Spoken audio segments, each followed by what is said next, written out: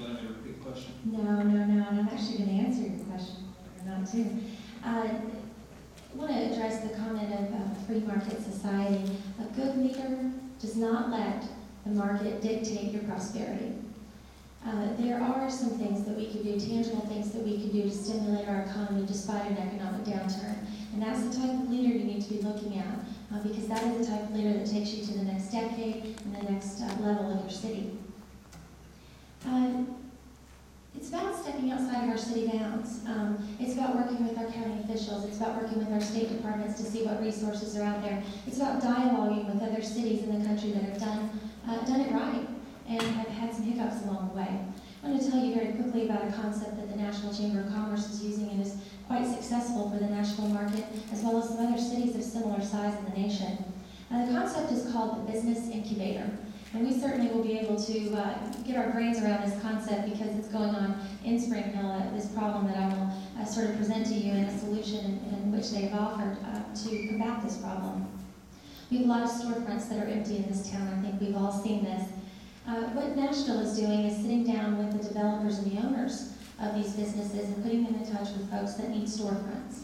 And what they're saying to these developers is that you're sitting dormant here, let's work out a deal with these business owners.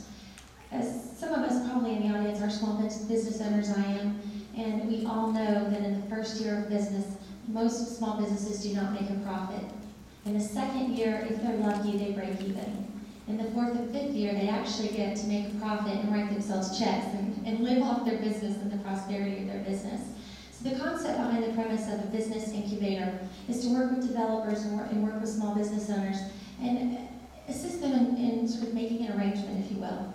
And that arrangement would be the first year the developer gives a fairly economically friendly fee to the lease the first year, which is, as we all know, very expensive.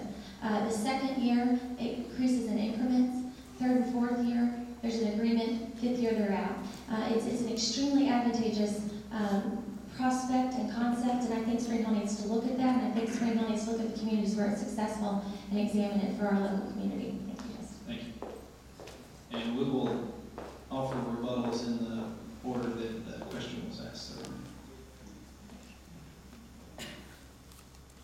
why didn't we ask no rebuttal At this point. Okay. Then we'll move on to the next question, which Derek will be doing first on this question.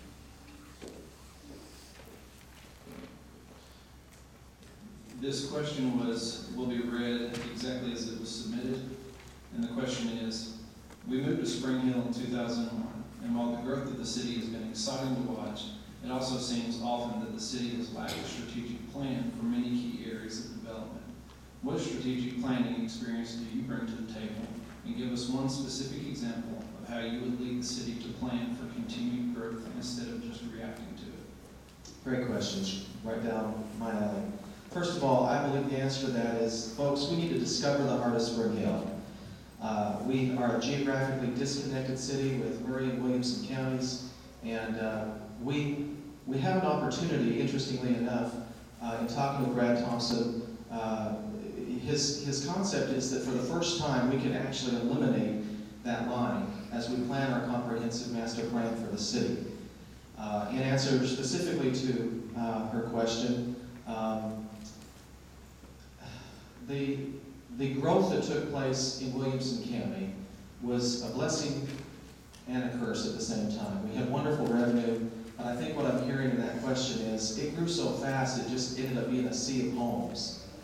I believe we have an opportunity to be able to go ahead and come together as a city and create a town center concept.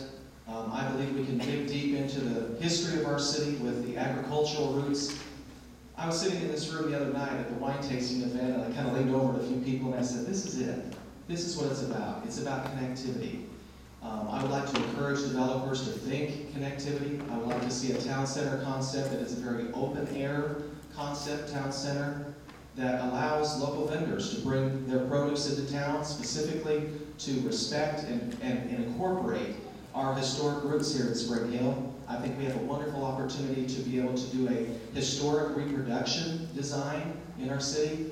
It will be a very unique design. It will put us on the map, and I think we have the opportunity to do that. I'll quickly also say that it would probably, in my estimation, need to be along the Saturn Parkway corridor. The infrastructure is already there. It'll take some of the heat off of Highway 31, and I believe that as we put it out to a vote at the City of Spring Hill, which area we want, we can maybe choose 2 or 3 different locations, but I do believe choosing the town center and getting everybody involved is the ticket.